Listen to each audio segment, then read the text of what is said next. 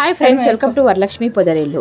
అమ్మ చేత కమ్మనైన వంట ఎప్పుడైనా తిన్నారా? ఈరోజు చూడండి, మా అమ్మ మినప వడలుకు పిండి నానబెట్టి పొట్టు మినపప్పుతోని గారెలు చేసుకుందామని, అదేనండి మినప వడలు చేసుకుందామని ఈ విధంగా పిండి రుబ్బుతుంది. చక్కగా పచ్చిమిరపకాయలు, ఉప్పు, జీలకర్ర, అల్లం ముక్కలు వేసి మెత్తగా మినపప్పును చూడండి ఎలా రుబ్బుతుంది. ఈ కాలంలో ఎవరండి ఇలాగ రుబ్బేది? ఆమె వయసు 70 సంవత్సరాలు అయినా కూడా ఎంత చక్కగా రుబ్బుతుంది చూడు. మిక్సీ పని లేదు, మిక్సీ కన్నా ఎక్కువ మెత్తగా రుబ్బింది. ఆ వడలు చేసుకొని తింటే ఎంత బాగున్నాయో తెలుసా, నోట్లో వేసుకుంటే కరిగిపోతున్నాయి.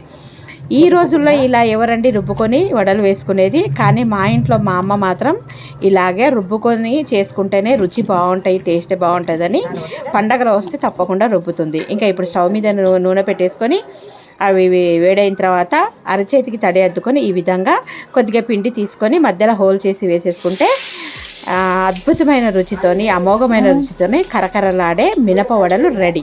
వీడియో నచ్చితే తప్పకుండా అమ్మకు మాత్రం లైక్ కొట్టడం మర్చిపోద్దండి. అలాగే వేరే వాళ్ళకి షేర్ చేయండి. ఎలా ఉన్నాయి అనేది కూడా కామెంట్ చేయండి.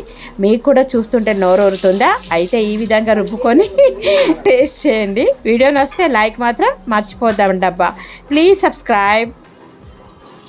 ఎంత బాగున్నాయో కదా కరకరలాడే మినప వడలు, పొట్టు మినపప్పుతోని అమ్మ చేత కమ్మనైన వంట. ఈరోజు మన మినప వడలు చేసుకుందాం. వావ్, అద్దరిపోయింది కదండి. రుచి చూడండి ఎర్రగా ఎలా కాలాయో, చూస్తుంటేనే తినాలనిపిస్తుంది కదా. క్రిస్పీ క్రిస్పీ పొట్టు మినపప్పుతోని మినప వడలు. వీడియో నచ్చితే లైక్ చేసి సబ్స్క్రైబ్ చేసుకోండి. Bye, please subscribe.